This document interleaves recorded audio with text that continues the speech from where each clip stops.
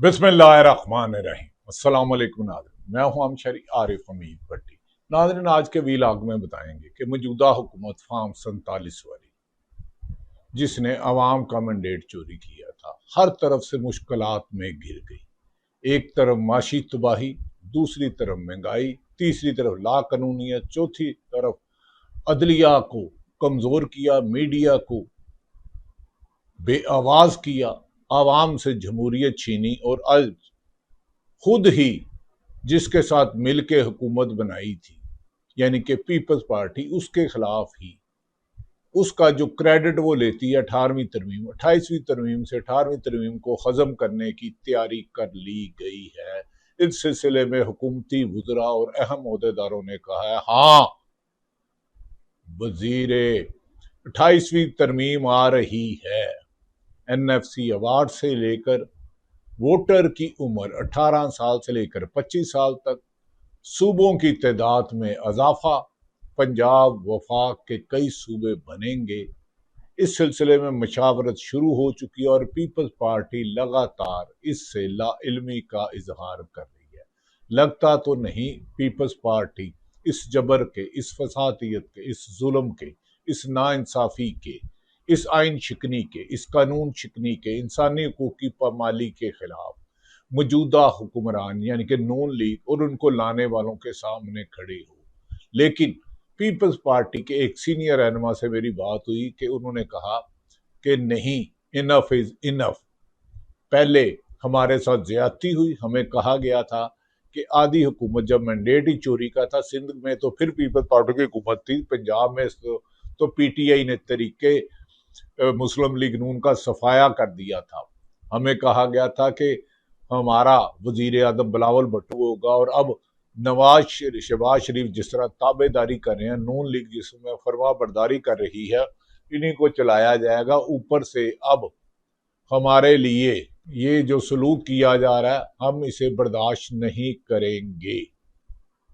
नाज़रीन, अब आने वाले दिनों में आके देखना है कि क्या बजट के बाद मौजूदा हुक्मरान 28वीं तरमीम लाकर सूबों की तादाद में इजाफा। कई अहम शख्सियात जिक्र कर चुकी हैं कि पीपल्स पार्टी और नून लीग जो मर्जी चाहे, अगर हमने इसको हुकूमत दी है तो हमारे कहने पे इन्हें सूबे बनाने होंगे। पंजाब की तो आबादी ही कई मुल्कों से ज्यादा है और इसी तरह सिंध में भी करना होगा और KPK और बलूचिस्तान में भी। KPK बलूचिस्तान रकबे के लिहाज से सबसे ज्यादा, लेकिन पॉपुलेशन कम है। नाज़रीन, क्या इसलिए गुज़श्ता रोज, 2 रोज कबल वजीर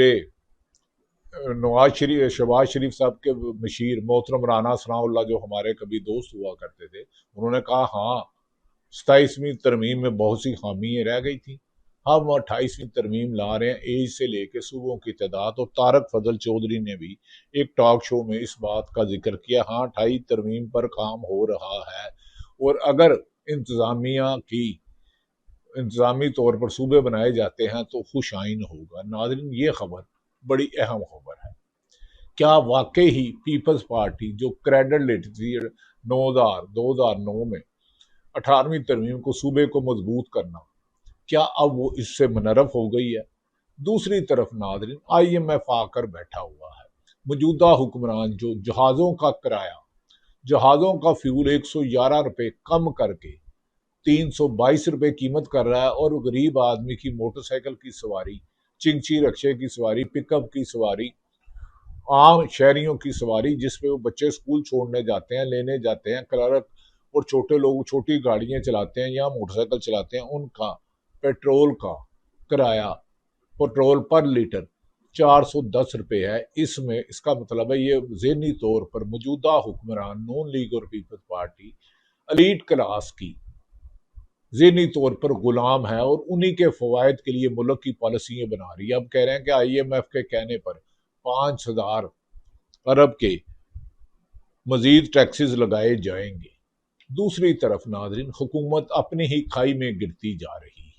हुकूमत ने दावा किया था कि इमरान खान यानी कि पीपल्स पार्टी और नून लीग ने, जब इमरान खान की हुकूमत थी 2022 में, कि इमरान खान के खिलाफ महंगाई मार्च किया था जब 160 रुपये डॉलर था, 150 रुपये पेट्रोल का लीटर था, अब पौने 300, 380 रुपये का, 280 रुपये का डॉलर है और पेट्रोल 410 का है। आटा, बिजली, आटा, सब्जी, दाल के रेट गरीब आदमियों की रेंज से बहुत ज्यादा हो चुके हैं और मुल्क में गुर्बत और महंगाई और भूख और बेरोजगारी मुल्क के 90% घरों में चीख रही चिल्ला रही है और हुकूमत ने दौलत कानों में सीसा पलाया हुआ, लावा डाला हुआ और इन्हें गरीब की आवाज नहीं सुन रही और मुल्क में हुक्मरान बैरून मुल्क के दौरों पर अरबों डॉलर लगा चुके हैं, अरबों रुपए लगा चुके हैं।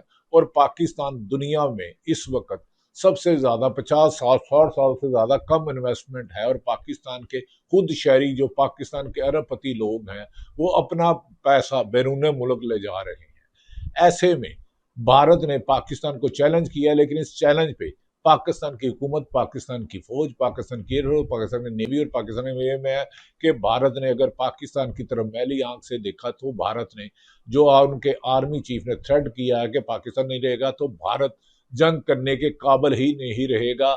10 मई 2025 क्या भारत भूल गया है? लेकिन ऐसे में नादरीन, मुल्की हुक्मरान सख्त परेशान हैं।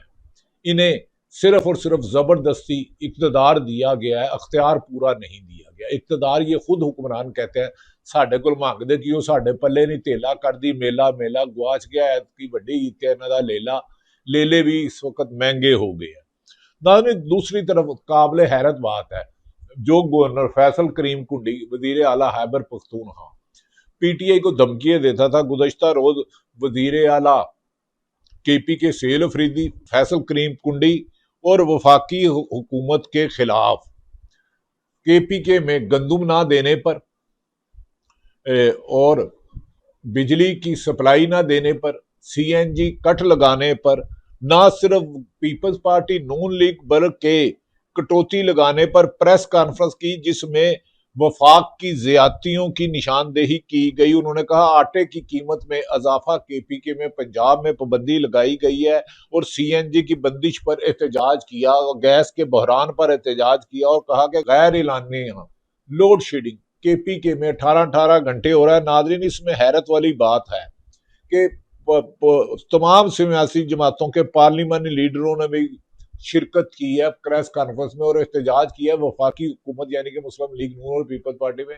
जिसमें एएनपी के भी लोग शामिल हैं, जमीयत उलमा इस्लाम मौलाना फजलुर रहमान के भी शामिल है और मुस्लिम लीग नून के भी शामिल है। उन्होंने कहा खैबर पख्तूनख्वा सूबे के साथ सुतीली माँ वाला सलूक किया जा रहा है। अगर हमारे हकूक ना किए गए, अगर हमारे मुल्क में पंजाब केपीके में पंजाब से आटे को ना आने दिया गया, हमारी सीएनजी पर पाबंदी लगाई गई, गैस भी बिजली पर पाबंदी लगाई गई और गैर एलानिया लोड शेडिंग किया, तो हम वफाक के खिलाफ एक भरपूर मुहिम चलाएंगे और वफाक को केपीके दुश्मनी नहीं करने देंगे। केपीके की आवाम का क्या कसूर है अगर उन्होंने पीटीआई को वोट दिया है?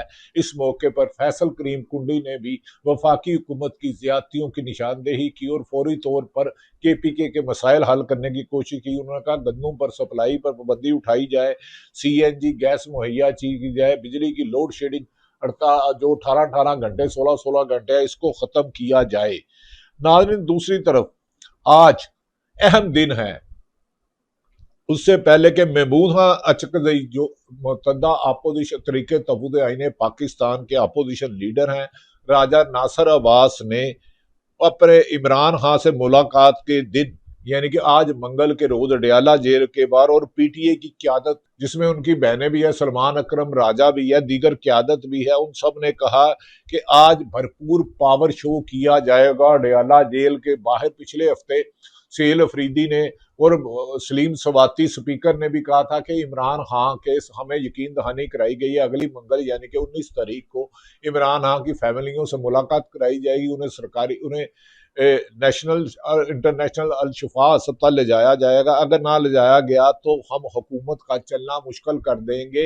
हमने पुरअमन एहतजाज करके देख लिया, सुप्रीम कोर्ट से इंसाफ के असूल के लिए गए, हाई कोर्ट गए, लेकिन सरफराज डोगर हमें इंसाफ नहीं दे रहे और अब हमारे खिलाफ इंतकामी कार्रवाइयों की इंतहा हो गई है।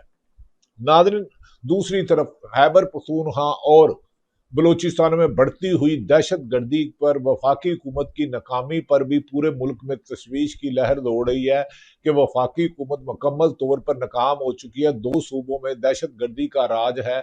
सैकड़ों हमारे फौज के, पुलिस के, शहरी आम शहीद हो रहे हैं, ड्रोन हमले किए जा रहे हैं और इमरान खान को जेल में इसलिए रखा जा रहा है कि अगर इमरान खान की मुलाकात उनके बहनों से कराई जाती है, उनके वकला से कराई जाती है, उनके सियासी जमातों कराती है, तो वो पाकिस्तान पर होने वाली अमेरिका की गुलामी पर अपनी राय देंगे। जैसे उसने कहा था एब्सोल्युटली नॉट, इसी पर मुश्किलात है। महमूद खान अचकज़ई और राजा नासिर अब्बास ने कहा है कि उन्होंने मौलाना फजल रहमान को ऑफर की है कि आप हमारे साथ मिले और मौलाना फजल रहमान ने खदशा जाहिर किया कि उन्हें जान से मार दिया जाएगा और उसकी जिम्मेदारों का भी उन्होंने तयन किया है। क्या आने वाले दिनों में पीपल्स पार्टी जो शुरू से डील की सियासत कर रही है, बेनजीर भुट्टो तो शहीद थी, वो दलेर खातून थी, वो बहादुर खान थी शहीद बेनजीर भुट्टो। उनकी शहादत गालबन 27 दिसंबर 2007 को हुई। तो गालबन 15 या 16 या 17 दिसंबर को मेरी उनसे बात हुई। उन्होंने कहा मुझे पता है मुझे उस वक्त की इस्टेब्लिशमेंट मारना चाहती है, लेकिन मैं अवाम के लिए पाकिस्तान आई हूँ और अवाम के लिए जदोजहद कर लूंगी। इससे पहले जुल्फकार अली भुट्टो ने भी फांसी का फंदा गले में पहन लिया था, लेकिन जियाउल हक से माफी नहीं मांगी थी और बैरून मुल्क उन्हें ऑफर भी की गई कि हम बैरून कई ममालिक ले जाना चाह रहे हैं, वो नहीं गए थे। लेकिन आसफ अली जरदारी ने पीपल्स पार्टी की सियासत की काया ही पलट दी। पंजाब सिर्फ सिंध हुकूमत को लेने के लिए सिंध तक महदूद रखा। बेनजीर की शहादत के बाद उन्होंने एक उसकी विल निकाली जो आज भी डाउटफुल है, कि जो मुझे अपनी शहादत से चंद दिन पहले कह रही थी कि आसफ अली जरदारी का अब सियासत में रोल नहीं होगा। अगर मुझे हुकूमत मिली, अगर बेनजीर कहती थी मुझे हुकूमत मिली, तो मैं पाकिस्तान के आम शहरियों की, गरीब आदमियों की फलाह बहबूद के लिए काम करूंगी और अशराफिया और नून लीग पर कभी भी एतबार नहीं करूंगी। नवाज शरीफ और शहबाज शरीफ का नाम लिया था मोहतरमा शहीद बेनजीर भुट्टो ने, लेकिन उनके साथ जाने के साथ बहुत सी हकीकत चले गई। अब क्या 18वीं तरमीम को दफन करने के लिए पीपल्स पार्टी, कहा जा रहा है कि आखिरी मौके पर जो उन्हें मसवदा मिलेगा 28वीं तरमीम का, और पीपल्स पार्टी नून लीग और एमक्यूएम मिल के ला देगी। एमक्यूएम को ये झांसा दिया गया कि हम कराची को अलग सूबा बनाएंगे। गो के मुफ्ता इस्माइल के मुताबिक कराची की 22 में से 21 सीटें पीटीआई जीती थी, लेकिन पाकिस्तान में पीटीआई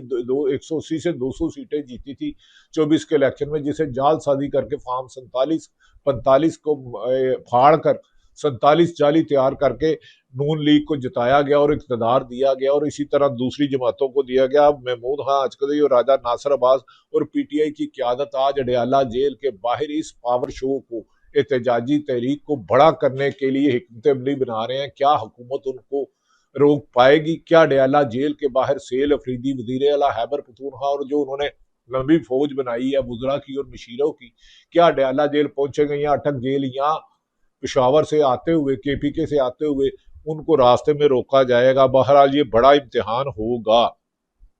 दूसरी तरफ नाज़रीन, पाकिस्तान जैसे ईमान मदारी जो फंडा इंसानी हकूक की मिसिंग पर्सन का केस करती थी, जब सुप्रीम कोर्ट ने उनको दिया कि 2 हफ्ते में इसका फैसला करें, तो बहुत लोगों ने शोर मचाया। गुज़श्ता रोज इमरान खान की जमानत ना होने पर, उनका इलाज ना करवाने पर, उनकी बीबी बुशरा बीबी को कैद तन्हाई में रखने पर, इमरान खान को कैद तन्हाई में रखने पर पाकिस्तान तरीके इंसाफ पीटीआई के वकील नईम हैदर पंजोदा जो पीटीए की तरफ से इलेक्शन भी लड़े थे, उन्होंने कप्तान के इलाज के लिए सुप्रीम कोर्ट रुजू कर लिया। उन्होंने कहा कि हमें बार बार हाई कोर्ट से इंसाफ नहीं मिल रहा। क्या ईमान मजारी तो वकील थी, वो मिसिंग पर्सन का केस करती थी, उनकी सियासी जमात कोई नहीं थी और वकला भी उनके साथ थे, लेकिन इमरान खान की पार्टी तो इलेक्शन जीती है। अगर इमरान खान को जमानत मिलती है और सुप्रीम कोर्ट वही जो ईमान मजारी और हादी चट्ठा उनके शोहर जिनकी बहुत ज्यादा खिदमात हैं मिसिंग पर्सन के केस करती हैं, किसी के साथ भी इंसानी हकूक की वायलेशन उस पर जाती हैं, क्या उस तरह सुप्रीम कोर्ट भी हाई कोर्ट को पाबंद करेगी कि इमरान खान की बेल का फैसला मुस्तकिल अल कादर केस का नहीं 15 दिन में करके जवाब दें? अगर नईम हैदर पंचोता की इस दरख्वास्त पर अब सुप्रीम कोर्ट का भी इम्तिहान है कि वो 26वीं और 27वीं तरमीम के बाद जो उनसे इंसाफ करने की ताकत छीन ली गई थी, या वो जज अपने ज़मीर, आइन और कानून के मुताबिक, फंडामेंटल राइट के मुताबिक लोगों को इंसाफ देते हैं।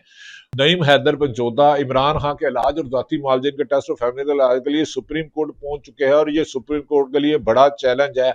उन्होंने कहा कि इमरान खान के सुप्रीम कोर्ट में आना था, डयाला जेल और इस्लामाबाद हाई कोर्ट को बार बार मिन्नत की गई। इमरान खान के वकालतनामे पर दस्तखत भी नहीं करवाने दिए जा रहे, इमरान खान से मुलाकात भी नहीं करने दी जा रही। एफिडेविट पर उन्होंने लगाया कि उन्होंने कहा इमरान खान से उनके केसों के खिलाफ जो फैसला होता है वकालतनामे पर हमेशा वो उनके इमरान खान के साइन होते हैं, या जिसकी तरफ से भी दरखास्त हो हमारे साइन नहीं कराने दिए जा रहे, हमारे इंसानी हकूक पर हम जा रहे हैं। दूसरी तरफ नाज़रीन KPK में तमाम सियासी जमातें, PTI, peoples party, Jamiat Ulama इस्लाम, नून लीग ने पार्लिमानी पार्टी के गंदम की बंदिश और गैस की पाबंदी पर वफाकी हुकूमत के खिलाफ संगीन इल्जाम लगाए गए हैं।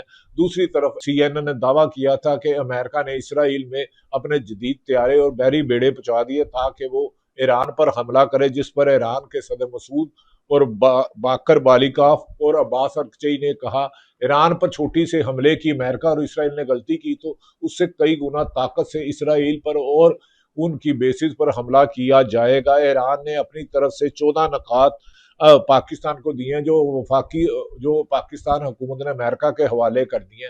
नाज़रीन, मंगल का रोज और सुप्रीम कोर्ट में जाने वाली दरखास्त फैसला करेगी कि मुल्क में आइन और कानून और अदालतों का और वकालत का और अदलिया सहाफत का आज़ाद है या इन्हें भी कैद कर दिया गया है। इमरान खान का जेल में जिस तरह से उन्होंने 3 साल से जेल काटी है, जेल खुद मुस्लिम लीग नून की लीडरशिप कहती है हमारे तस्वुर हमारी सोच से ज्यादा इमरान खान ने बहादुरी से न सिर्फ जेल काटी है बल्कि उनकी सेहत की सहूलतें छीन ली गई, कैद तन्हाई काटी है। हमारी लीडरशिप तो जब भी जेल जाती है कहती है मुझे मच्छर लड़ता है, मुझे जद्दे ले जाओ, मुझे लंदन ले जाओ। क्या इमरान खान के हौसले ना टूट सके और PTI उतनी जद्दोजहद पंजाब में नहीं कर सकी जिसके नाम पर उन्हें वोट मिला था? क्या PTI आज मंगल के रोज डयाला जेल के बाहर हुकूमत पर पुरअमन एहतजाज करके इमरान खान से मुलाकात कर पाएगी कि नहीं? क्या अदालतें अपना फैसला करेंगी?